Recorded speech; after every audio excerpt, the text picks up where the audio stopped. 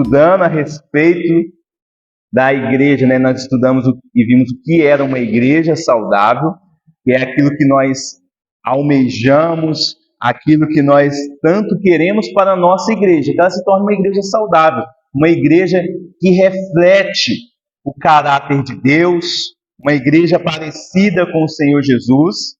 Na semana passada, nós vimos que Deus ele tem o quê? Um povo. Deus só tem um povo. Esse povo ele está espalhado pela face da terra. Nós chamamos esse povo de igreja. É a igreja universal, ou seja, no sentido que ela está espalhada entre as eras, não depende de espaço geográfico, está espalhada pelo mundo. Deus está chamando e Deus tem a sua igreja espalhada.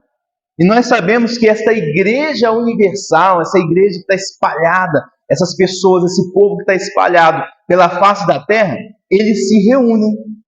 Eles se reúnem em pequenas igrejas locais.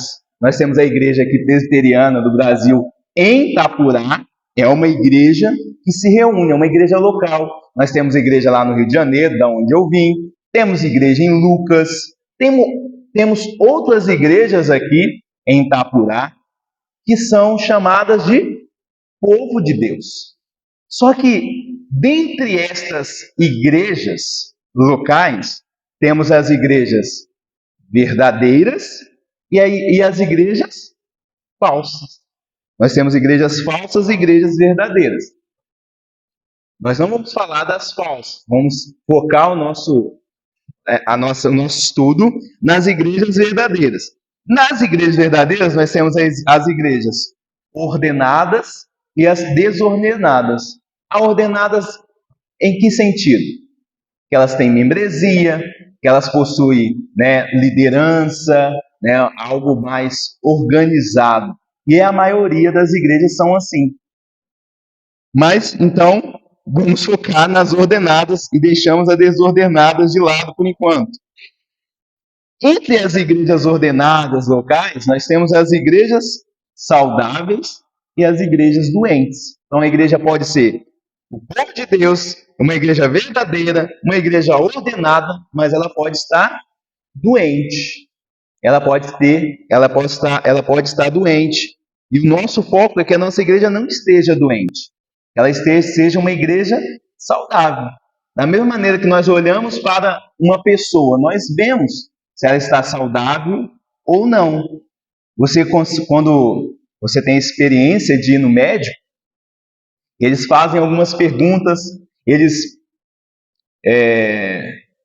fazem exames, tudo para saber se seu corpo anda bem ou não, se está saudável ou não. Um exemplo, hoje, é estranho, mas hoje eu vou numa consulta com o oftalmologista, porque eu uso óculos, mas assim, é um grau bem pequeno. Ou seja, meus olhos, eles não são perfeitos, não são saudáveis, eles precisam de algo para auxiliar na visão. Então, quando ele colocar lá aquele instrumento, ele vai notar, não está saudável. Por quê? Porque para estar saudável, precisa lá ele deve estar funcionando perfeitamente. Eles têm uns parâmetros. Da mesma maneira, o nosso corpo, quando nós vamos no médico, ele sabe. Você está fraco? Está se sentindo fraco? Ah, estou me sentindo fraco, estou me sentindo cansado. Opa, tem algum problema aí. E o contrário também é verdadeiro. Se você está se sentindo bem, está se alimentando, você não está tendo dificuldade nenhuma, ele vai fazer alguns exames e vai falar assim, sua saúde está perfeita. Então, o seu corpo ele vai desenvolver e vai crescer. E nós queremos que a igreja seja conforme um corpo saudável. Só que, diferentemente do nosso corpo físico, que nós sabemos aí, que tem as plaquetas têm que estar elevadas, o corpo tem que estar ali forte, disposto, tem que se alimentar bem. A igreja funciona diferente, porque ela não é um corpo físico, ela é um corpo espiritual, o corpo de Cristo. E aí, então, existe a necessidade de sabermos quais são essas marcas. E aí, buscarmos essas marcas para sermos, então, esse corpo saudável, esta igreja saudável. E esse é o propósito do nosso estudo. Nós vimos na semana passada, e aí eu não vou retornar, que há algumas marcas da igreja verdadeira, são 3 marcas, e hoje nós vamos ver, então, começarmos as marcas de uma igreja saudável.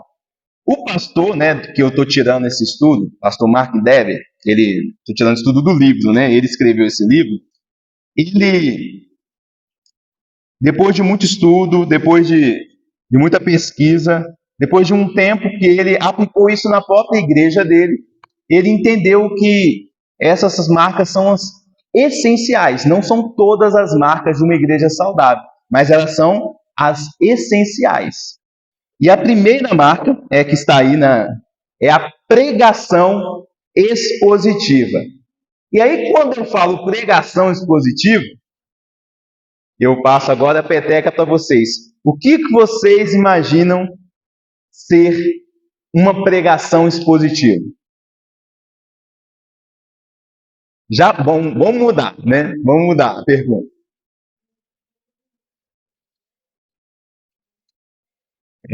Mas tá lendo, aí não vale, né? Eu queria saber com as suas palavras, porque a senhora leu aí. E por isso que eu fiz questão de preparar esse material. Que vocês levem para casa, para que depois vocês possam retornar esse entendimento. Mas, se eu falasse assim, sem dar nenhum material para vocês, vocês já ouviram falar sobre pregação expositiva? Fernando, já? Já, Silvio? Nunca ouviu falar. Não tem problema. Nunca ouviu falar, né, Jaqueline? Pregação expositiva. Vamos lá. Primeira coisa que a gente vai entender sobre pregação antes de falar propriamente o que é, eu coloquei o tópico 3, o que é pregação expositiva. A primeira coisa que nós precisamos saber da pregação expositiva é que ela é a mais importante de todas essas marcas que nós vamos estudar, que nós vamos buscar para que a nossa igreja ela tenha.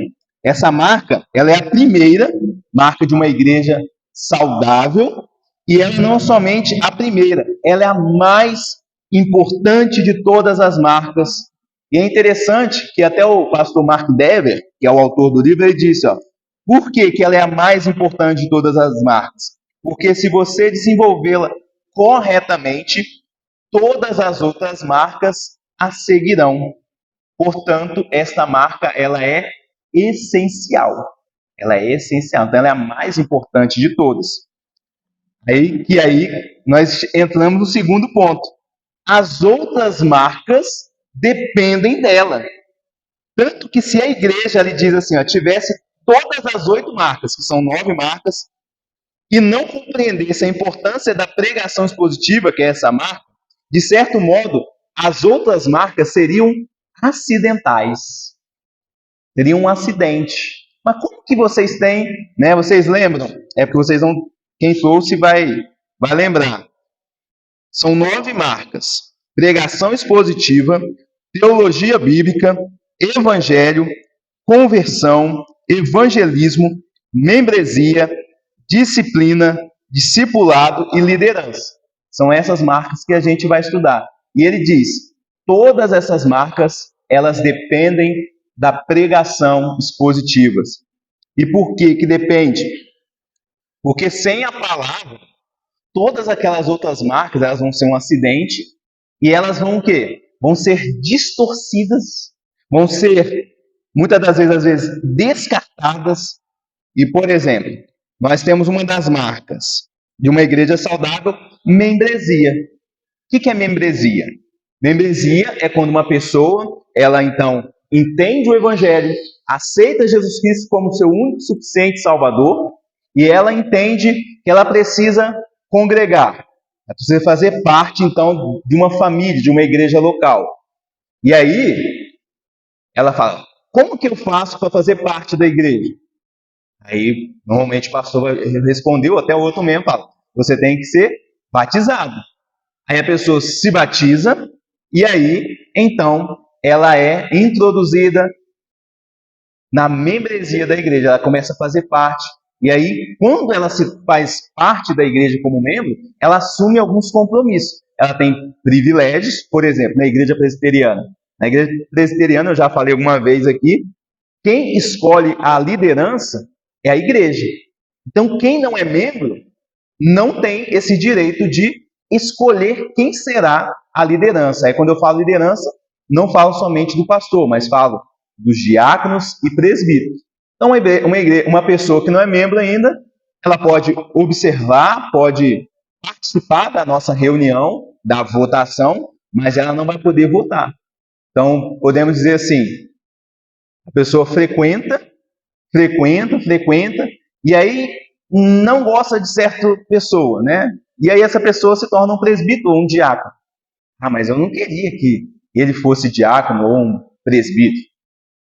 Mas como ela não é membro, né? Ela não pode opinar, ela não pode votar, ela não. Além disso, né? Aqui, claro, né? O pastor nunca vai fazer isso. Os cuidados pastorais são para os membros, né? Os membros eles têm direito do cuidado pastoral. Por exemplo, né? Faleceu alguém na família, o pastor vai lá dar os cuidados. A pessoa adoeceu, o pastor vai lá, faz visitas, né, constantes, né, contínuas na casa dos membros, entendeu? O pastor acompanha mais de perto. A pessoa tem aquela questão de poder estar, marcar um aconselhamento com o pastor, estou passando por um problema. Só que, claro, né? O meu perfil se uma pessoa vem à igreja, oi, bom dia, vai lá, o pessoal já está lá no caminho, tá aqui na sala pastoral, tá? Chegou cheio de energia. Então, os membros eles têm esses direitos. Se chegar alguém que não é membro, né? Posso usar o seu exemplo? Eu fui visitar o Paulo no hospital, né? Ele não é membro. Eu não tinha nenhuma obrigação de visitá-lo, mas eu fui lá visitar. Então, eu tenho essa postura, mas não são todos pastores, né? Vocês já passaram aqui, vários pastores, vocês sabem, tem pastor que mal vai na casa do membro. Quanto mais pessoas que não são membros, não tem um vínculo. Então, tem alguns privilégios, né? O membro, ele pode participar da ceia, e a ceia, qual que é o significado da ceia? É uma renovação. É como se você falasse para Deus, Deus, eu tenho uma aliança com o Senhor, eu estou renovando, é como se fosse o casal que está fazendo aí a renovação de votos, né? Fazem 10 anos, 20, 30 anos de casado, vamos renovar os nossos votos? Aí eles fazem toda aquela cerimônia novamente, aí eu prometo viver mais anos e anos te amando, sendo fiel a você. Todo mês nós nos reunimos para renovar essa aliança com o Senhor. E essa aliança que é renovada com Ele, é renovada também com os nossos irmãos. Nós fazemos parte dessa família. Então, uma pessoa ela se torna membro, ela tem esses privilégios, né? Então, por que eu falei sobre isso? Eu até me estendi um pouco. Porque a membresia é marca de uma igreja saudável. E há igrejas que elas não adotam a questão da membresia. Como que funciona? A pessoa vem, assiste o culto, vai embora. Aí participa de um trabalho com jovens, um trabalho das mulheres, participa do trabalho dos homens, mas essa pessoa não é ali discipulada, essa pessoa simplesmente é um telespectador. É como se fosse, bom, aqui não tem teatro nem cinema, né? Vocês já foram em cinema? Já foram, né? O cinema, a pessoa senta e assiste. Acabou a exibição do filme, ela levanta e vai embora. E tem igrejas que é assim, não tem um relacionamento. Uma igreja saudável, ela possui esse relacionamento de membresia, entendem que fazem parte deste corpo. Só que, por não ter uma pregação expositiva, a igreja começa a abandonar essas marcas. Ela começa a abandonar essas marcas. Mas vamos avançar. Aqui está. Estamos no início. Agora no ponto 3. Vamos lá para o ponto 3. O que é, então, a pregação expositiva? O que é a pregação expositiva? Aí tem um dizer do Hernandes Dias Lopes. Conhecem? Conhecem, né? Um grande pastor presbiteriano. E aí eu vou pedir que alguém leia, quem quer. Pode ser o Fernando? Lê pra gente, por favor.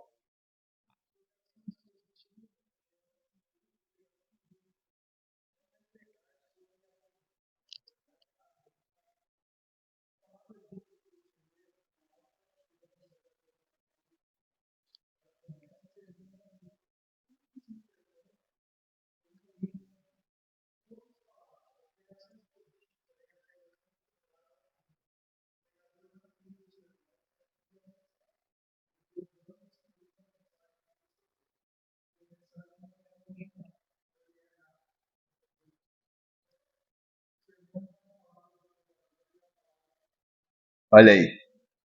Olha quantas verdades nós poderíamos aqui focar e entender o que é uma pregação expositiva. A primeira coisa que eu queria destacar com vocês é que ele fala, ó, é uma pregação bíblica. Uma pregação onde a base, a fundamentação é a Bíblia. Aí você fala, não são todas pregações fundamentadas na Bíblia? Não. E a gente vai ver isso mais para frente aí. Vamos ver, mas o segundo ponto, ele fala, ó, não é pregar sobre a Bíblia, mas pregar a Bíblia. Então, é o assunto que a Bíblia fala, é aquilo que ela quer, que Deus quis transmitir, que é pregado no sermão expositivo. E aí, ó, vou avançando um pouco, ele fala, em outras palavras, não, vamos lá, não, o pregador. O pregador não cria o sermão, não cria a mensagem. Ele proclama e explica a mensagem que recebeu. Essa mensagem que recebeu é a mensagem bíblica. Não confundam que, né, quando o pastor traz uma mensagem, como que Deus ele transmite essa mensagem para o pastor ou para o pregador? Será que vem o Espírito Santo fala assim? Tem muitas pessoas que têm esse tipo de pensamento. Por que eu digo isso? Porque eu também tinha. Como que o pastor prega? Como que é preparada essa mensagem? Deus fala com ele assim no ouvido, no íntimo, no secreto? Como que é isso? Né? E depois que eu fui entender, né? Mas vamos lá. Um breve resumo, então, do que é uma pregação expositiva aí, ó. Pregação expositiva, né? É expor o que a Bíblia diz. Isso é pregação expositiva, é expor o que a Bíblia diz. O que é expor? Primeira coisa, ler o texto. Né? Uma pregação, o pregador, ele precisa, em primeiro lugar, ler o texto. Ele não pode simplesmente chegar aqui e eu começar a falar com vocês. Não, deixa eu falar com vocês. Que foi o que eu fiz quando a gente iniciou o estudo. Porque é um estudo, é uma aula, não é uma pregação. Segundo ponto, ele explica o texto. Foi o que eu tentei fazer aqui na fala do pastor Hernandes. Eu expliquei algumas partes. E o que o pregador deve fazer é o quê? Explicar o texto. E em terceiro lugar, para ser uma pregação expositiva, tem que aplicar esse texto na vida da igreja, que aí é a maior dificuldade. Porque aí muitos pastores, eles leem o texto, eles explicam o texto, mas na hora de aplicar, surge o grande desafio. Que é um grande desafio para os pregadores aplicar essa vida. Como que esta palavra que eu estou lendo, que eu acabei de explicar, se aplica na vida da nossa irmã Dila? Como que ela se aplica na vida da irmã Jaqueline, na vida do Fernando, do Leonardo? Como ela se aplica na vida das crianças? Esse é o grande desafio. E para ser uma pregação expositiva, ela precisa ter, de alguma maneira, uma aplicação. E aí, a pregação expositiva, ela funciona como? Ela pode ser de versículo por versículo, como você pode ver aí, ó, versículo por versículo. Ela pode ser uma perícope. A pregação expositiva pode expor uma perícope. Vocês sabem o que é uma perícope? Isso, é uma passagem. Eu esqueci de mudar esse termo. Normalmente eu troco esses termos mais técnicos, né? Que é mais da parte acadêmica, eu coloco aqui, mas é uma passagem. Por exemplo, vamos lá. Como que o pastor, normalmente, eu faço para preparar uma pregação? Se vocês pegarem a sua Bíblia, vocês vão ver que tem um título em negrito, né? E aí depois tem uma parte, depois outro título em negrito. As perícopes, ou as passagens, são esses versículos. Por exemplo, a gente leu aqui, ao iniciar, João capítulo 1, do versículo 1 ao 14. A gente poderia facilmente lermos até o versículo 18. Seria essa passagem, que ela contém início, meio e fim. Ela tem um assunto só, entendeu? Ela tem um assunto. E aí, na pregação expositiva, o pastor procura qual que é esse assunto, o tema principal, explica os versículos, explica e traz isso para a igreja, e por final aplica. Mas a pregação expositiva também pode ser em um livro inteiro. Por exemplo, imagine, um professor meu ele já fez isso. Em uma pregação, ele expôs todo o livro de Jó. 42 capítulos. Ele expôs em uma pregação. Não sei quanto tempo ele levou, mas não levou mais de 40 minutos, não. Mas ele expôs. Há alguns que expõem o livro de Jonas, o livro de Ruth, que são livros menores. Então há a possibilidade, né, de expor um livro inteiro. Então a pregação expositiva é dessa maneira, pode ser dessa maneira, versículo por versículo, uma passagem ou um livro todo. E agora que entra as diferenças, que você vai entender as diferenças. Por exemplo, vamos lá, pregação expositiva versus atópica. Agora vamos ver. Vocês sabem o que é uma pregação tópica? Não? Mas já ouviram?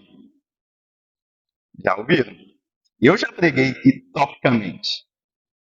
Mas pregar topicamente, você pode pregar expositivamente, mas em tópico. Por exemplo, um sermão tópico, ele começa com um assunto particular. É um assunto que normalmente o pregador, o pastor, ele deseja falar à igreja. E esse assunto pode ser: hoje eu vou falar sobre oração. Não, hoje eu vou falar sobre como que os jovens devem agir. Eu estou dando um tema. Essa é uma pregação tópica. E aí, o que eu faço? Eu vou reunindo alguns versículos que falem sobre o assunto. Vou falar sobre oração, então eu vou reunindo. Só que eu pego versículos isolados, né? E eu trabalho o que eu quero. Eu não vou expor toda a ideia do texto. Eu vou expor uma parte do texto. Eu vou expor uma parte do texto. Só que aí que mora o problema. Por quê? Imagine que eu pegue um versículo. Deixa eu lembrar que um versículo que ele é bem. Tentando lembrar o endereço, se eu não estou lembrando. É um versículo que ele é muito mal interpretado. É Isaías. Vamos lá, abre lá em Isaías.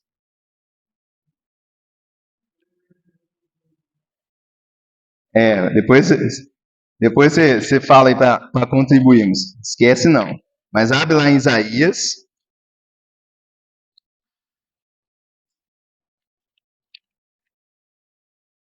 Capítulo 41.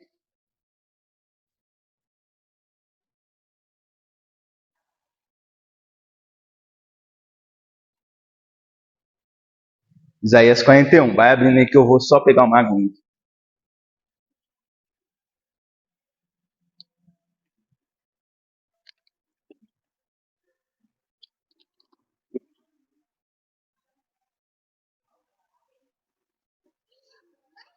A mamãe tá aqui, ó.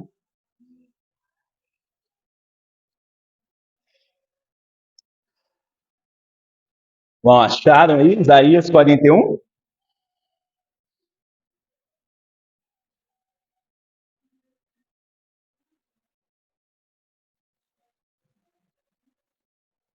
Está chovendo. Leiam o versículo 6.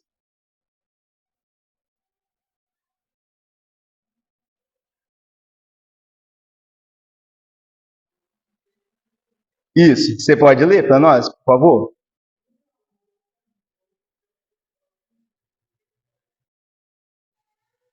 Do que está falando nesse versículo? Vamos lá. A gente, se eu, não vou perguntar para vocês, mas se eu pegasse, se eu lesse esse versículo, Jaqueline, um ao outro, olha, a minha versão está assim: um ajuda o outro e diz a seu próximo, seja forte. Se eu chegasse aqui, Fernando, lesse esse versículo, Jaqueline, e falasse, tá vendo, meus irmãos? Devemos ter união. Devemos estar juntos. Devemos encorajar uns aos outros. Eu estou mentindo? Isso é uma verdade bíblica. Mas esse versículo está dizendo isso. É isso que Deus queria transmitir quando escreveu quando inspirou o profeta Isaías a falar sobre isso. Você não sabe? Esse versículo, meus irmãos, por mais incrível que pareça, já foi tema da SAF. SAF é a Sociedade Auxiliadoras Feminina, né? Auxiliadoras Femininas, até esqueci. Que é o grupo das mulheres na igreja. E foi festa, né? Foi tema da festa. Eles colocaram lá, fizeram todos os convites, colocaram lá. Isaías 41, versículo 6. Um ao outro ajudou, o próximo disse, seja forte. O problema desse versículo é o contexto dele. Vamos lá. Mas Silvia, leia, continue lendo, versículo 7.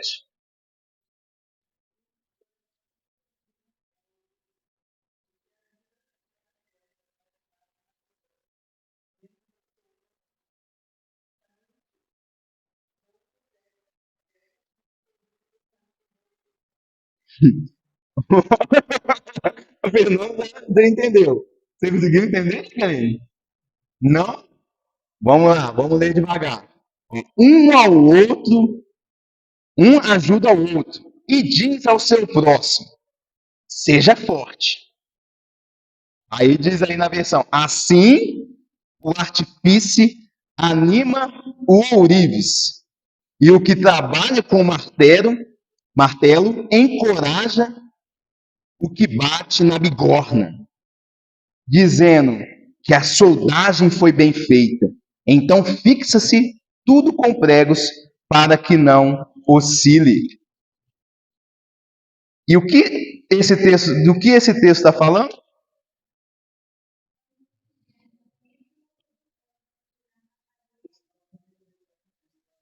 Eles estão se reunindo aqui para preparar o quê? Um ídolo, algo que o Senhor lhe reprova. Tanto que se vocês verem, você vê todo o contexto, Deus está falando exatamente disso. Deus está falando dos ídolos, e aqui exatamente, eles estão se juntando, versículo 6, e estão encorajando a fazer o quê? Ídolos. Então fixa tudo com pregos para que não oscile. Aqui o contexto é de idolatria, aqui é o contexto onde as pessoas estão fabricando ídolos de metal, estão fixando ele, pregando. Ou seja, tudo que eles estão fazendo contra o Senhor, contra a sua palavra. Então, faz sentido o pastor chegar aqui e pregar esse versículo, isolado, e falar, sejam fortes, encorajem uns aos outros. Todo mundo vai ficar assim, nossa, que palavra, vamos encorajar uns aos outros, vamos nos unir. Mas não é isso que Deus queria transmitir. Deus está aqui transmitindo, falando como que os idólatras, como que as pessoas que fabricam isso, elas estão dizendo uma para a outra, vamos nos juntar contra o Senhor, vamos nos fortalecer contra Ele. Quer falar, meu irmão?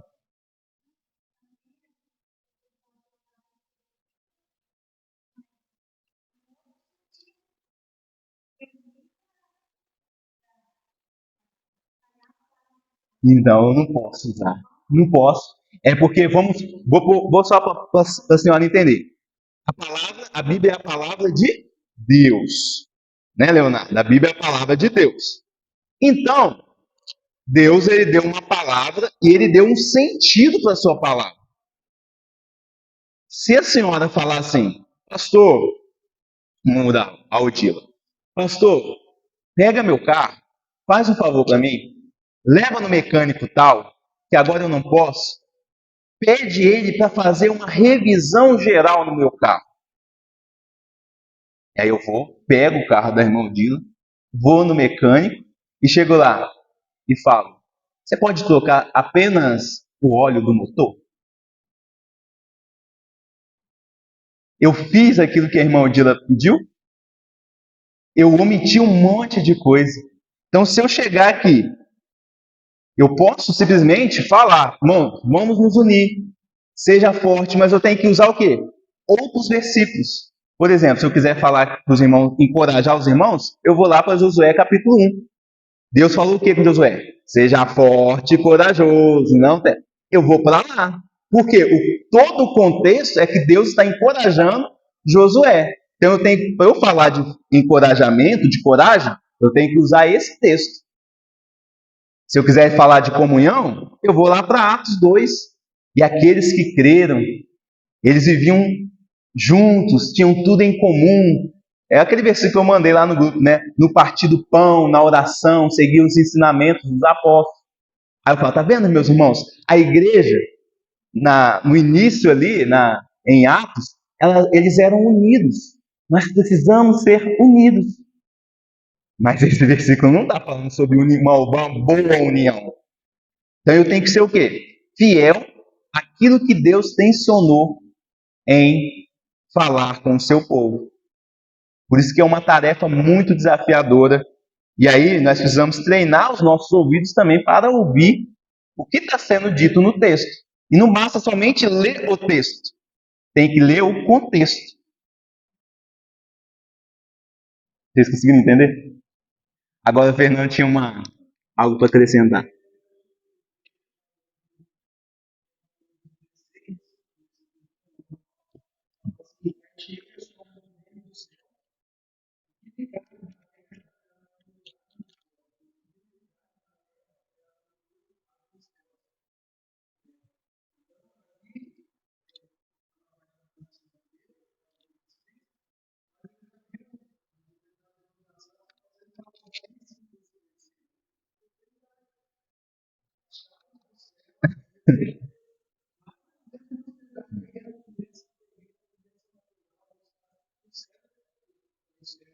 Sim.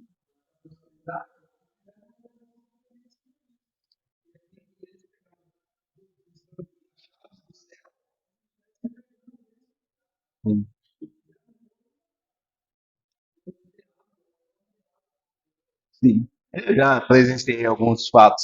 Quer ver outro texto que é bem distorcido? Mateus 6:33.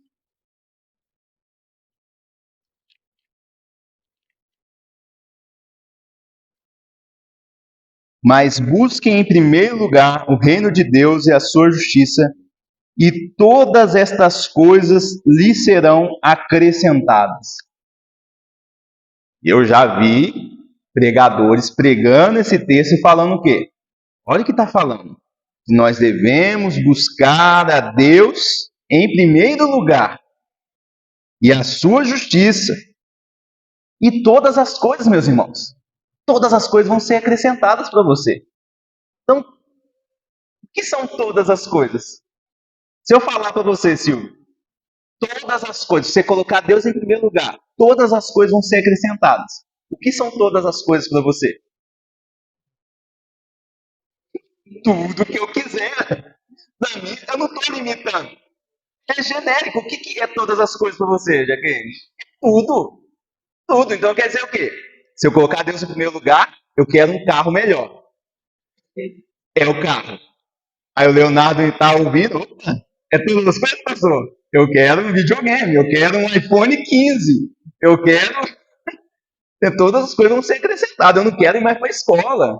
Aí entra alguém, né, que trabalha com coisas lícitas. Ela fala: olha, todas as coisas vão ser acrescentadas. O que são todas as coisas? Tudo que eu quiser incluir nesse texto, eu posso incluir, porque são todas as coisas. Só que aí as pessoas esquecem do estas coisas. O texto não deixa aberto, ele limita estas coisas. Quando eu falo estas coisas, ó, eu falo estes bancos. Eu estou me referindo a um objeto específico. Quando eu falo estas coisas, eu estou me referindo a coisas específicas. E que coisas são essas? Sempre leia o texto e leia o contexto. Olha o versículo. Vamos ler o versículo 31. Ó. Portanto, não se preocupem dizendo que comeremos, que beberemos, ou com que nos vestiremos, porque os gentios é que procuram todas estas coisas. O Pai de vocês, que está no céu, sabe que vocês precisam de todas elas. Mas busquem em primeiro lugar. Então, o contexto aqui é que Jesus está falando, ó. Ele está falando aqui dos gentios. Gentios e pagãos. Pessoas que não confiavam em Deus, não tinham relacionamento com Deus. E eles ficavam preocupados, eles ficavam ansiosos. Aqui o tema geral é essa ansiedade, essa preocupação com a sua vida. Eles ficavam se preocupando com o quê? Com comida, comer. O que eu vou comer? O que eu vou beber amanhã? Será que eu vou ter água? Será que eu vou ter comida? Será que eu vou ter roupa para vestir? Será que eu vou ter o suficiente para sobreviver, para viver amanhã? Eles ficavam preocupados com isso. Hoje a gente se preocupa com isso, porque a gente tem abundância de água, a gente tem abundância de roupa, não é, Leonardo? Quantas roupas você tem? Um monte. É, ué. A gente tem abundância de alimento. Você não está se preocupando, Leonardo? Você se preocupar que vai comer amanhã? Ele abre a geladeira e assim, o que eu vou comer hoje? Graças a Deus, hoje a gente não precisa disso. A gente não fica se preocupando. O que nos preocupa hoje? Saúde, o boleto que tem que pagar, é o aluguel, são essas coisas, é a família, alguma coisa, várias coisas vão tirando a nossa ansiedade. Vai tirando a nossa ansiedade, não, né? Nos trazem ansiedade. E aí Jesus está falando, não se preocupe com essas coisas que você precisa para viver. O que você precisa para viver? Água, comida e roupa. Isso é o que você precisa para viver. A gente precisa de carro para viver? Não. Então, estas coisas que Deus está prometendo acrescentar, não é carro. Não é carro. Você precisa de um teto para viver? Precisa, né? É algo essencial. A gente precisa de um teto para nos proteger da chuva. A gente pode incluir aqui naquilo o que nós vestiremos. E para a roupa para eles era muito importante. Então Deus está prometendo aqui o quê? Quando a gente procura colocar Ele, não somente Ele fala, colocar o seu reino em primeiro lugar, buscar o seu reino em primeiro lugar, ao invés de buscar as outras coisas. O que são essas outras coisas? Estas coisas que nos trazem ansiedade, no texto aqui, no contexto, é da roupa. Eles buscavam roupa, comida, bebida, antes de buscarem o reino de Deus. E Jesus está falando, não, busquem o reino de Deus em primeiro lugar. E aí estas coisas que tiram a paz de vocês, que é o necessário para vocês sobreviverem, Deus vai acrescentar. Esse amor é graça de Deus. Já tinham ouvido dessa maneira esse texto? Entendiam dessa maneira? Por quê? Tudo é baseado no contexto. Então é muito fácil uma pessoa subir no púlpito, porque a princípio eu leio o texto, ou não, eu falo um texto, e eu começo a explicar e falar coisas. Só que depois de eu falar todas essas coisas, explicar, normalmente eu aplico. Quando eu aplico, eu falo, eu chamo vocês para uma ação. Ó, agora que você entendeu, você leu o texto. Agora que você entendeu, agora você vai aplicar isso na sua vida. Você vai praticar isso de alguma maneira. E se eu não entender corretamente o texto, eu aplico também de forma errada. Aí é o que o Fernando falou, né? Aí eu posso fazer a campanha aqui, ó. Vamos lá, vamos falar sobre Josué e ele rodeando a muralha de Jericó, a cidade de Jericó. Quantas vezes eles rodearam? Durante 7 dias, né? E no sétimo dia, mais 7 vezes. E aí eu posso juntar os bancos. Vamos fazer isso. Vamos rodear aqui, ó. Vamos rodear.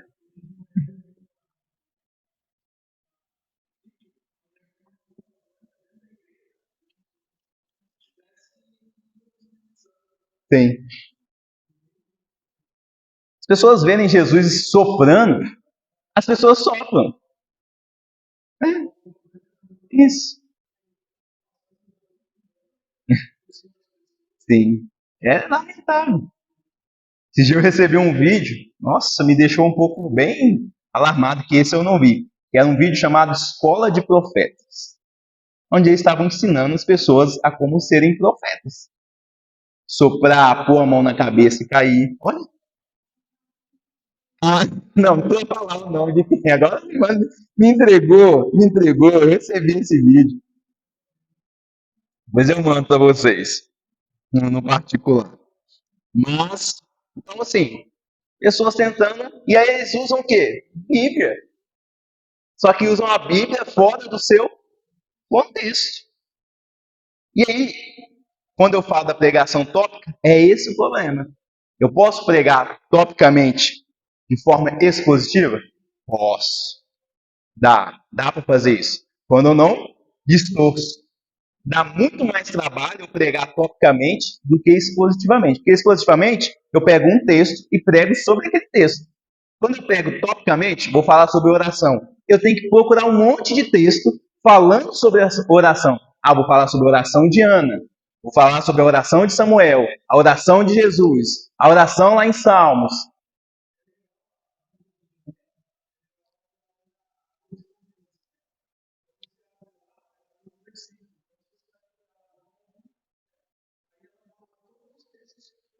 Correlacionados. Isso é tópico, né? Isso é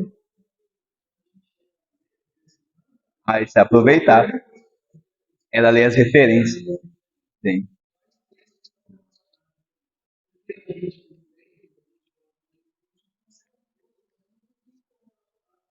Com outros textos.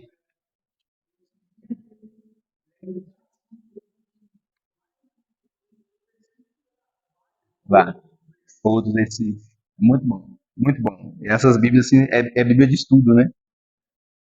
Então vamos lá. Entenderam? Estão entendendo? Quantas horas aí que o celular tá aqui? 9 para as 10. Tá bom. 5 para as 10. Então vamos ver até onde a gente consegue chegar. Qualquer coisa a gente termina na próxima aula. Segundo tópico aí da pregação: pregação expositiva versus coxa de retalhos. Coxa de retalhos é um pouco do tópico. É eu pegar aqui e falar de vários versículos, mas aí eu não consigo explicar todos os versículos. Simplesmente, não sei se você já ouviu pregação assim. Aí a pessoa vai citando um monte de versículos um atrás do outro, sem nexo às vezes nenhum. Você vai tentando juntar, porque tem uma palavra, por exemplo, se falar de comunhão, eu pego lá aquele texto de Isaías. Tá vendo, meus irmãos? Aí eu não dou tempo de vocês abrirem a Bíblia.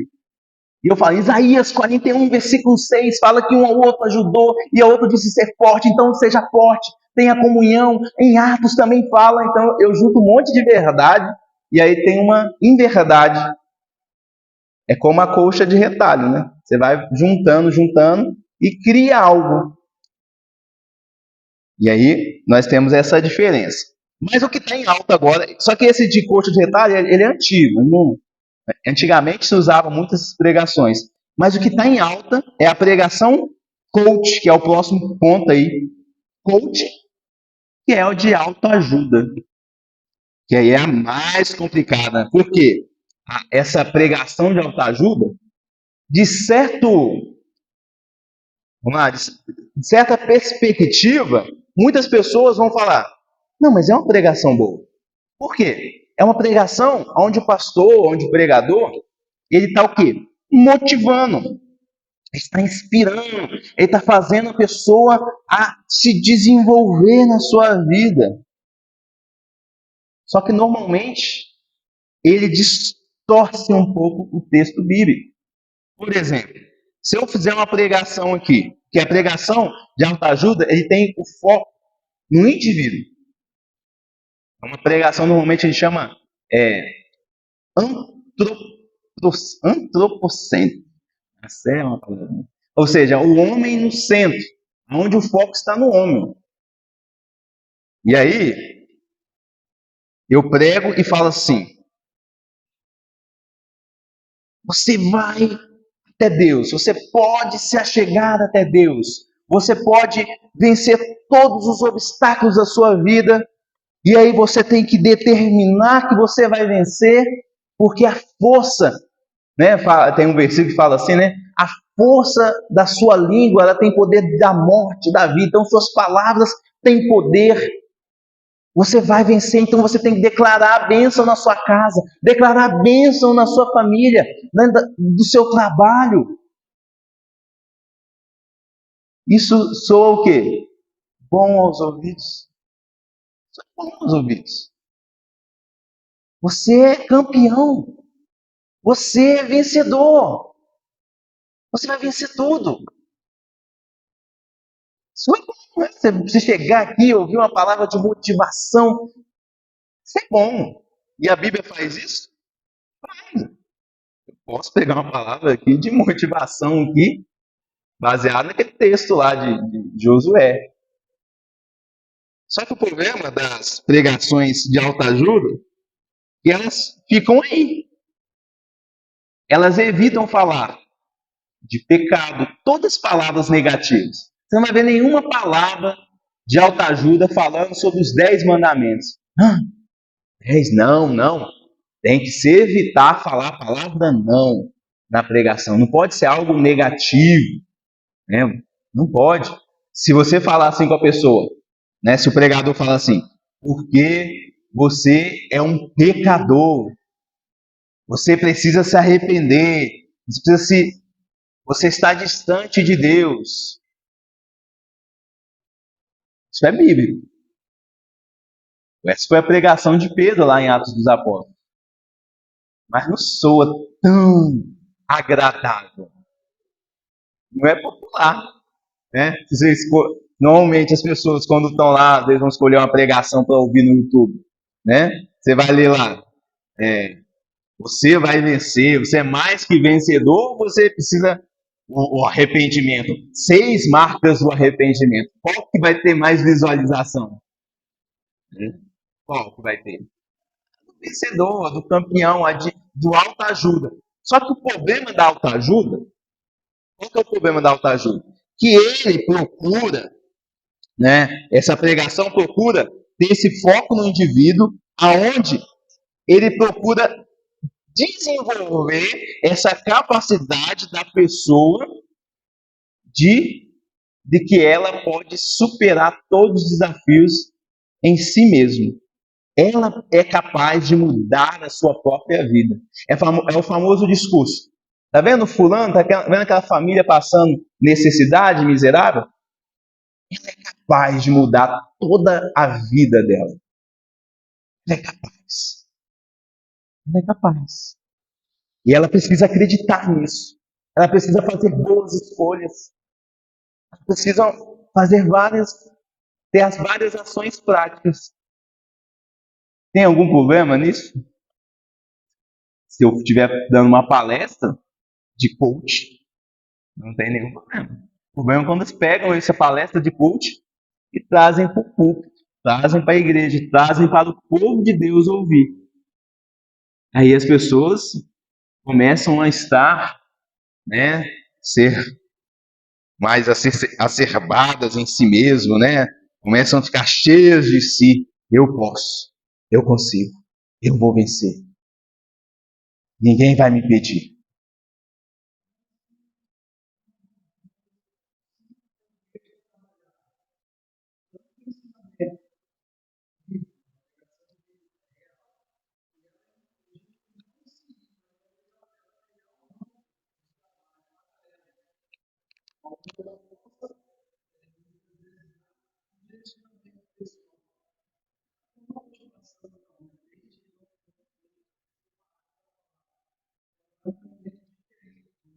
Aham.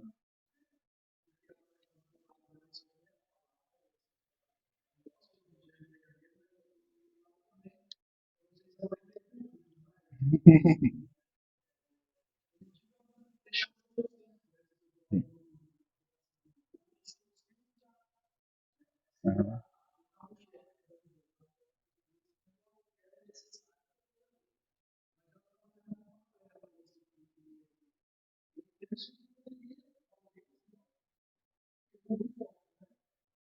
Mas o irmão está perfeitamente certo. Eu não estou, quando eu falo isso, eu não estou anulando outra coisa, né? Da questão que eu ver uma família miserável e falo assim, não, tá vendo? Você é miserável, você é pecador e fica aí na sua situação. Não. Claro que eu vou dar todos os conselhos possíveis para a pessoa sair daquela situação, né?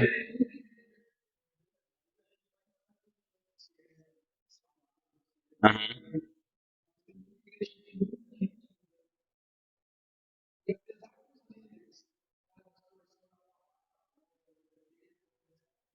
Sim,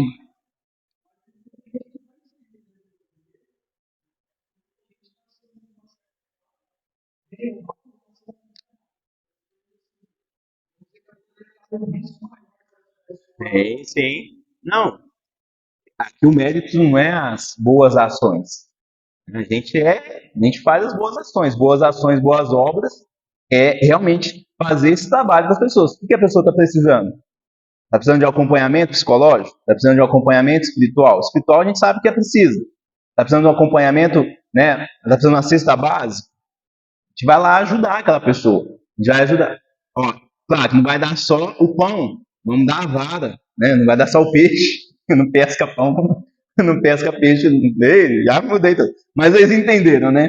Então, não é somente dar o peixe, dar a vara também para aquela pessoa. Então, é direcionar aquela pessoa para quê? Ó, agora, seus filhos têm que entrar na escola. Vocês têm que sim fazer uma faculdade. Isso aí está correto. Vocês têm que crescer, vocês têm que prosperar. Mas o problema é quando isso vai para o público de forma totalmente distorcida. É somente isso que prega. É exatamente, é somente este é o foco. Quando é somente a autoajuda, é somente, tipo, você pode resolver todos os seus problemas. A resposta está em si. E não é isso que a Bíblia ensina. A resposta está fora de nós. Está em Deus. Então, soa bem aos ouvidos. Por exemplo, existe um pregador, ele falou assim: você é o ponto fraco de Deus. Quando Deus, você chora, e aí Deus ele meio que se curva, e aí você meio que dobra a vontade de Deus, porque você é o ponto fraco de Deus.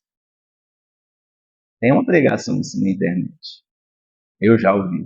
E tem muita visualização, tem muito. E muita gente batendo palma, é isso mesmo. Mas não é isso que a Bíblia ensina. Eu poderia aqui dar vários outros exemplos, né, de uma pregação, né, de autoajuda, pregação coach. Igual eu te falando, não é que uma pregação expositiva não vai fazer você avançar, não vai fazer você querer vencer, né? Mas a pregação expositiva, ela se atenta para o texto. Ela vai, ela vai explicar, expor o que o texto diz. Se um dia você vai ver, não, irmão, pastor, você vai, quando o senhor vai pregar, não, eu tenho uma pregação em Isaías 41. Eu tenho uma pregação prontinha, em Isaías 41, falando que a gente não ter medo, não tenha medo. Eu prego baseado em Isaías 41, uma pregação motivacional, uma pregação que fala, ó, você não precisa ter medo. Aí lá eu trato sobre vários assuntos, né, temas específicos que traz a pessoa a temer, que traz ansiedade para a vida das pessoas. Só que aquele texto específico eu utilizo para isso. Agora eu não posso distorcer os demais versículos, que é fácil. Eu mostrei um exemplo. A gente poderia aqui falar sobre vários exemplos. E a última aí, a gente avançando, o último é a pregação expositiva versus a ideia do pregador. Essa aqui também é bem perigosa, né? Por quê? Porque ideia do pregador logo você já entende. Bom, ele vai pregar o que der na cabeça dele. que ele quiser, ele vai pregar. Ele vai chegar ali, bom, eu vou pregar, eu vou falar sobre um assunto, e nesse assunto eu posso o quê? Falar sobre qualquer coisa. E aí todo mundo está assim. E eu falo, façam isso, é todo mundo. Sem nenhuma base. Vocês podem ter certeza. Vocês podem ter certeza. Se em algum momento eu falar, façam isso, mas se antes não tiver uma base bíblica, ou se você entender, às vezes o pastor não vai falar a base, mas não, eu entendi que há uma base bíblica aí. Mas se algum dia não tiver, não precisa fazer. Não precisa fazer. Não precisa obedecer, não precisa ouvir a voz dos seus líderes quando eles saem da palavra de Deus. Eu sou ser humano, eu posso errar. Eu posso errar. Um pregador, ele pode errar. Né? Pode errar de forma consciente e de forma inconsciente. E aí, nós temos que desenvolver o quê? Ouvidos para Paulo, quando ele foi pregar o evangelho lá em Bereia, né, para os crentes bereanos, ele foi pregar lá o evangelho. Chegando lá, o que aconteceu? Paulo começou a expor a palavra, o evangelho, e eles, ao invés de olhar para Paulo, eles ficavam assim, procurando para ver se o que Paulo estava falando tinha ali base bíblica, se o que ele estava falando realmente era o que estava escrito na Bíblia. Eles são famosos, né? Aqueles crentes que procuram. Então, imagine se eu estou pregando aqui e aí todo mundo está assim, ó, com a cabeça baixa. Mas é isso mesmo? Mas é isso mesmo? E é assim que a gente tem que ser. É assim que a gente tem que ser. Só que dá um pouco mais de trabalho, né? Se eu falar e aí vocês se procurando. Mas é um exercício que a gente tem que desenvolver constantemente. E aí que mora o perigo, por exemplo, né? Você vai em alguma igreja, vai visitar uma igreja, chega lá, você ouve. Ou você vai entrar na internet, eu quero ouvir uma pregação. Aí que entra o problema. E aí você vai lá e ouve uma palavra, e aí aquela palavra vai trazer um entendimento para você. Só se você estiver só ouvindo, e não estiver ali prestando atenção, se não notar que ele está falando versículos bíblicos, está se baseando, e se você não tiver uma Bíblia aberta, você não vai saber se ele vai estar o quê? Distorcendo aquele versículo, o sentido do texto. Aí que mora o perigo. E aí as pessoas, por que tem tantas igrejas, né? Por que tem tantas maneiras de pregar? Exatamente por isso. Que cada um vai puxar um pouco do seu lado, que é a famosa ideia do pregador, né? Ah, eu quero que a igreja seja desse jeito, que as coisas sejam desse jeito. Não, as coisas têm que ser conforme a Bíblia diz. A Bíblia diz que deve ser assim. Vamos dar um exemplo dos profetas. Não entendeu? Os profetas do Antigo Testamento, os apóstolos, eles foram chamados para pregar. Profetas do Antigo Testamento, os apóstolos foram chamados para pregar a palavra de Deus. Só que a questão é, eles foram chamados não somente para pregar, eles foram chamados para pregar a palavra de Deus. Não era chegar lá, bom, eu acho que é desse jeito, dessa maneira que tem que ser. Não, deveriam proclamar essencialmente o que a palavra fala, o que a palavra está dizendo. Não sei se você já fez isso. Lá no meu estado, tem uma famosa caixinha de promessas. Já ouviram falar? É uma caixinha assim, com vários papéis, bem pequenininhos assim. Isso, caixinhas de promessas. Minha mãe tinha uma, aí ela falou, tira aqui uma palavra. Aí tira. Aí ele ia lá. Ah, o Senhor é meu pastor e nada faltará. Aí tirava outra. A questão é que muitas das vezes a gente lia aqueles versículos de uma forma um pouco, né, vamos dizer assim, né, exótica, mágica, né? Ah, olha que Deus está falando com você, tá vendo? É isso. Só que perde o contexto e aquela questão da promessa, né? Só tem promessa. Só tem palavra boa e agradável. Só que a Bíblia não é contida somente disso. Quando a gente fala assim, somente as Escrituras, a gente fala que é somente as Escrituras, mas todas as Escrituras. Então é de Gênesis a Apocalipse. Tudo isso é palavra de Deus. Não somente alguns versículos é a palavra de Deus para minha vida, mas toda a Bíblia é palavra de Deus na minha vida. Então devemos sempre lembrar disso. É igual quando a pessoa tem um imóvel, né? Que é alugar ou comprar um imóvel. Que todos, quais são os três fatores da questão dos imóveis para alugar ou comprar um imóvel? Qual que é? Os três fatores mais importantes. Se for comprar uma casa, não, isso, dinheiro. Né? Vamos partir do pressuposto que já temos o dinheiro. Você vai agora só escolher a casa. Quais são os três fatores mais importantes? Preço, qualidade, vamos lá, mais coisas. Isso, é a coisa mais importante é a localização. E é os três fatores mais importantes: localização, localização, localização. Por quê? Pode estar barato, pode ser o preço, nossa, preço de banana, mas se tiver um local totalmente ruim, você não vai comprar. Isso não é tão importante assim o valor, porque por mais que às vezes seja um valor elevado, mas a nossa, eu gostaria de morar aqui, ó. Às vezes é perto do mercado, perto, né? É um local bem localizado. Então o valor pode ser alto. Então a questão toda, o fator importante, o valor alugar ou comprar um imóvel, não é preço, não é às vezes a qualidade simplesmente, né? Que depois você vai e restaura, reforma a casa, mas é a localização. Então devemos trazer esse princípio para onde? Para quando lermos a Bíblia. Eu simplesmente não posso fazer assim, ó, fechar os meus olhos, aí eu vou e faço assim. Ah, Deus vai falar comigo, ó, o olho está fechado. Aqui. Aí eu vou lá.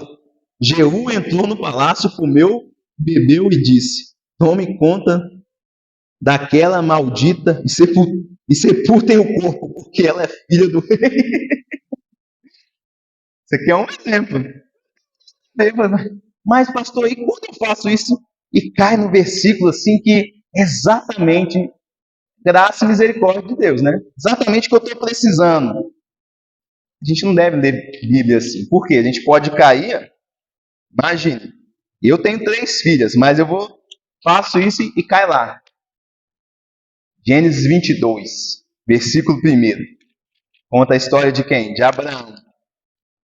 Toma teu filho, teu único filho, a quem tu amas, e leva no monte que eu te mostrarei. Eu vou ler isso e vou fazer o quê? Se a Bíblia é a palavra de Deus, se eu estou aqui, eu só tenho filho, peraí, é a palavra de Deus para mim, e eu posso interpretar. E teve pessoas que interpretaram de forma errada esse texto. Esse texto. Tem outro que interpretou em Ezequiel ou Jeremias, eu não me lembro. Sei que era um dos profetas maiores. Deus falou com o profeta, vai lá e fala, né, com a mulher adúltera, a mulher do seu vizinho, né, um contexto assim, que ela é adúltera, né, vai lá ter com a mulher adúltera, que é a mulher do seu vizinho. O suposto pastor leu e falou, e entendeu assim, vai lá e adultera com a mulher do seu vizinho. Ele não viu o acento. Ele simplesmente fez assim, ó. Não viu o acento, aí já está o primeiro erro. Por quê? Quem mostrou o acento para ele não foi um crente. Tem uma reportagem disso na internet. Não foi um crente. Foi o repórter. Falou, mas aqui não seria adúltera? Não adulterar? Né? Aí ele, é verdade. Por isso a gente tem que ler a palavra de Deus, né, com mais claridade. Ou seja, um ímpio corrigiu ele por uma simples leitura no português. A gente que é crente, a gente corrigiria ele de maneira diferente. Espera aí, meu irmão. Vamos com calma. Deus falou isso com Ezequiel, não falou com você. E você sabe muito bem que adultério pecado. De onde você tirou que Deus vai te mandar você adulterar com a mulher do seu vizinho? Um pastor, gente. Uma pessoa. E pior, esse pastor é casado, ele convenceu a esposa dele, convenceu a mulher que ele adulterou e o esposo dessa mulher, usando a palavra de Deus, usando a Bíblia. Para você entender como, não vou falar que é fácil, mas como que é possível uma pessoa distorcer e fazer coisas absurdas usando o nome de Deus, usando a Bíblia. Por isso que é importante. Por isso nós somos chamados de o povo da Bíblia. O povo da Bíblia. Então lembre sempre disso. Você vai ler um versículo, leia o contexto do versículo. Né? Não, eu quero ler um versículo específico. Leia esse versículo específico. Mas leia o contexto. Tem aquele versículo famoso. Tudo posso. Ou em outras versões, tá? Posso todas as coisas. O que são todas as coisas? Eu posso tudo. Sem ler o contexto, muitas mulheres que são diabéticas falam assim: bom, eu tenho diabetes, mas eu posso todas as coisas naquele que me fortalece? Então eu posso comer um docinho. Ah, eu tenho pressão alta, mas eu posso encher ali o prato de sal. Porque eu posso todas as coisas naquele que me fortalece. E aí usa a Bíblia, né? Usa a Bíblia. Aí você vai ver o contexto? Isso. Paulo está falando de contentamento. Ele fala, eu já passei necessidade, já tive abundância, em tudo estou bem experimentado.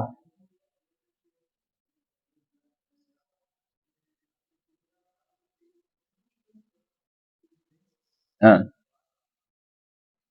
4:11 ou 4:13? É. Sim.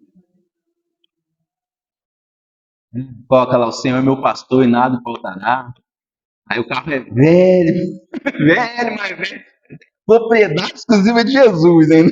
Meu Deus do céu. Só envergonhando. Só Jesus. Então, assim, é complicado. É muito complicado. Tem vários versículos, meus irmãos. Tinha um versículo que eu vou aqui abrir meu coração, que mexia muito comigo, a gente terminar. Malaquias 3:10. Lembra? Sabe qual que é, Silvio? Malaquias 3:10.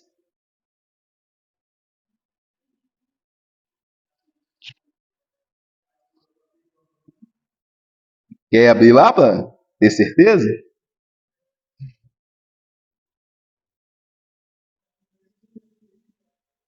É,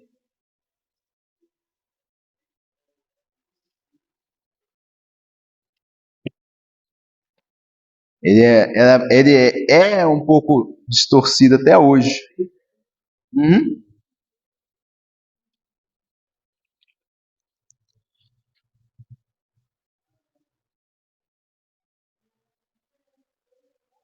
uhum.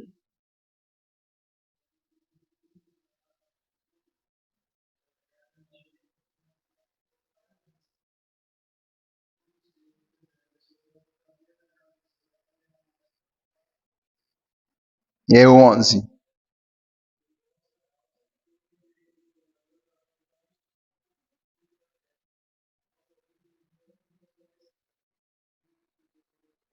Quem é o devorador? Quem é? Esse é o problema. Se você não. Aqui, você lendo o texto. Bom, devorador. Quem que é o devorador? Aí você olha, bom, devorador é aquele que come e vai comendo tudo e vai acabando com tudo. Ele devora. É como se você tivesse um prato de comida. Eu vou devorar esse prato, eu vou acabar com esse prato de comida. Deus está falando que vai repreender aquele que devora tudo. Quem é o devorador? Texto fora de contexto vira pretexto. Não são os demônios. Eu também, minha irmã, também pensei por minha vida que era demônio. Mas não é demônio. Aqui são os gafanhotos. Gafanhotos viriam, tinha um gafanhoto devorador que vinha e acabava com a colheita. É porque aqui não tem, né? Gafanhoto. Aqui a gente pode falar das pragas. Tem largata, mas o devorador era o gafanhoto. Porque o gafanhoto, ele come tudo. Ele come fruto, a folha e o talo. Ele não deixa nada, ele deixa só é, uma praga. Isso. Só que a gente tem que olhar aqui o contexto, né? A localização, né? Esse texto está falando com quem?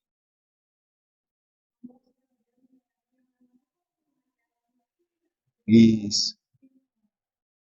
É um tipo de praga.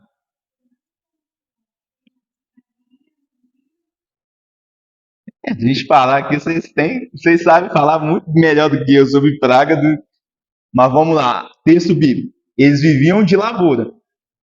Deus falou que ele era. Vamos lá. Eles tinham feito um trato com Deus, que é uma aliança com Deus. Se eles obedecessem a aliança, viriam maldições. Deus enviaria devoradores das suas colheitas. Hoje vocês entendem muito bem como é importante a questão do agronegócio aqui.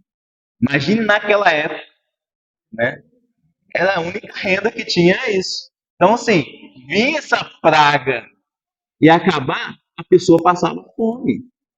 Não tinha aí, ela ficava pobre, tinha que se vender como escravo. Então, era uma das consequências por desobedecer. Quando o povo desobedecia a Deus, era uma das consequências. Deus enviava o devorador. Deus retia. Re, eita, me fugiu a palavra. Deus não deixava chover. Vamos mudar a palavra. Deus não deixava chover. Como é importante a chuva, né? De vez em quando a gente conversa e fala, não está chovendo. E é importante a chuva. Quando havia desobediência, o povo. E aqui é a mesma coisa. Deus está falando, não, tragam todos os dízimos à casa do tesouro. E aí o que eu vou fazer? Eu vou abrir as janelas do céu. O que significa isso? Eu vou repreender o devorador. Eu não vou deixar que os gafanhotos, que as pragas venham e devorem tudo. Mas a partir do momento que vocês tragam seus dízimos, então para aquele povo, para aquela época, nesse contexto, então você tem que pegar toda a localização, era isso que Deus estava falando para eles. Agora, se eu for pregar esse texto para a igreja no século XXI, Fernando trabalha com lavoura, alguns poderiam falar assim, não, mas eu tenho fazenda, né, tenho sítio, eu sei que. Então, não, eu não posso falar isso. Eu não posso pegar esse texto diretamente para vocês. Não posso. Qual que é o significado desse texto para a gente? Aqui a gente pega o princípio. O princípio. Que princípio é esse? Que diante das nossas escolhas, nós temos o quê? Consequências e bênçãos. Não é riqueza que Deus está prometendo aqui, que era o que eu acreditava muito tempo atrás. Não era riqueza. E o dízimo aqui é diferente do dízimo de hoje. Porque o dízimo aqui eles pegavam lá, ó, 30 mil sacos. 10% de 30 mil e levava para a casa do tesouro, que era o templo. Pegavam aquela saca, quando estavam bem longe, vendiam lá, traziam dinheiro e não davam dinheiro. Chegavam aqui, compravam e davam as 3 mil sacas. Era dessa maneira. Aí você falou, pastor, mas e por que a gente traz o dinheiro e não. E às vezes quem trabalha em fazenda não. Daí é uma para outra pregação. Outra pregação, porque aí a gente precisa entender dízimo no todo o contexto bíblico. Todo o contexto bíblico. Não posso simplesmente pegar esse texto e falar de dízimo. Vou pegar isso aqui e distorcer. Fala, tá vendo? Agora Deus vai repreender. Você está trazendo dízimo? Então Deus vai repreender o demônio na sua vida. Isso aí já é outra questão que o povo distorce demais. Isso. Entendeu?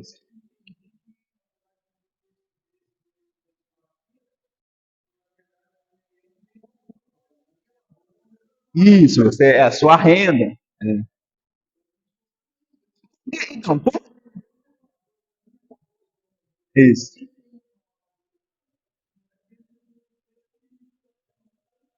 E aí as pessoas falam, ah, fica doente, família fica doente porque não está dando dízimo. Aí tem alguns que pregam o quê? Aqui fala que as pessoas estavam roubando a Deus. Estavam roubando a Deus. O povo de Deus estava roubando a Deus. E aí perguntou, quando nós estamos roubando? Nos dízimos e nas ofertas. Então, se a pessoa não der o dízimo, se ela está roubando a Deus, quem rouba é o quê? Em Apocalipse fala que ladrão é o quê? Não herdará, os ladrões não herdarão o reino de Deus. Logo, se não vai herdar o reino de Deus, quem não dá o dízimo vai para onde? Essa é a lógica deles. Você está entendendo? Só que isso não é verdade, tá bom, Jaqueline? Não é verdade isso. Quem não dá o dízimo não vai para o inferno. O dízimo é algo que a gente faz como gratidão. Paulo, lá na carta ao Coríntios, fala: quem Deus ama, quem dá com. E aí, Paulo fala que dá, tem que dar conforme aquilo que você tem que dar continuamente, tem que dar com alegria. É mandamento. Isso, é um mandamento. Eu não estou pregando contra disso, meu irmão, tá? Só estou mostrando o texto, estou dando um exemplo, porque são alguns textos que são bem distorcidos, mal interpretados, entendeu? E aí trazem toda essa confusão na vida, na cabeça dos crentes. Então, é dessa maneira. Então, não quer dizer, quem não dá o dízimo vai para o inferno. Né? Tem que dar o dízimo igual aqui. Porque se a gente for dar o dízimo igual que está aqui na Bíblia, quando que era a colheita? Quantas safras que tem por ano aqui? E lá tinha às vezes uma.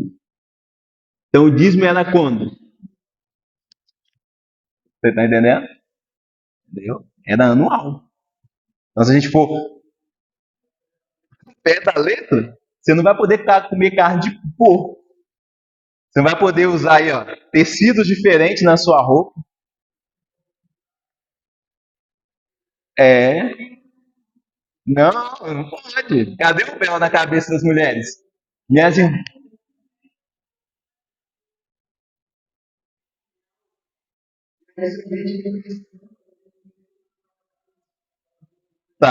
traz um monte de coisa. Ah, o homem não pode usar short. Mulher não pode usar calça. Aí vai trazendo um monte de coisa. Isso, não, é aqui, ó, mão de bermuda dentro da igreja, sabe? Então, assim, são coisas. A mulher não pode cortar cabelo, não pode passar maquiagem. E aí usam alguns versículos bíblicos. Então, aí é complicado. Então, estou só mostrando aqui para os irmãos, qualquer dia eu vou falar sobre isso. Mas estou mostrando para os irmãos a importância de olharmos todo o contexto. Para você ver que o trabalho de um pastor não é chegar aqui e simplesmente ficar falando. Tem todo um trabalho por trás, tem toda ali uma pesquisa aonde a gente vai procurar realmente, de fato, entender o que Deus quis dizer naquela época e aplicar isso na vida da igreja dos irmãos. Amém, meus irmãos? Deus abençoe. Agora eu saliento novamente a importância da escola bíblica. Quanto tempo que eu fiquei aí? Quantas horas? 10 meia. Eu passei um pouquinho. Né? Eu passei um pouquinho, eu confesso. Mas vocês puderam participar. Eu conseguiria tratar isso no culto? Se vocês viessem só no culto e eu falasse, vamos falar sobre pregação positiva. Primeiro, eu não poderia fazer isso. Porque é um culto, é uma pregação. Eu não posso dar um estudo. E aí eu falo, novamente, vocês nunca iam saber disso. E tem muita coisa aqui pra gente ver, tá bom? Deus abençoe a vida de vocês. Então, semana que vem a gente continua falando sobre o papel central das Escrituras. Não lembre de trazer o papel, essa folha que eu dei. Mas se esquecer, não tem problema. Eu trago sempre a mais. Então vamos orar para agradecer a Deus. Vamos ficar de pé para agradecer. É bom que você já estica um pouco, a irmã já levantou. Vamos providenciar aí umas almofadas aí nesse banco aí. É, aí eu posso, vou colocar umas poltronas, falei com a irmã, vou colocar umas poltronas assim, aquela até de massagem. Aí, pô, eles vão pousar aqui o dia inteiro.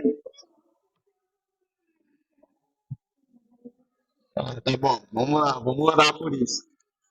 Vamos agradecer. Senhor Deus, muito obrigado por esse momento. Obrigado, Senhor, por essa palavra que nós tivemos aqui nesta manhã, esse estudo, esse aprendizado, onde pudemos entender um pouco da importância da pregação e como ela deve ser feita e executada na igreja, Senhor.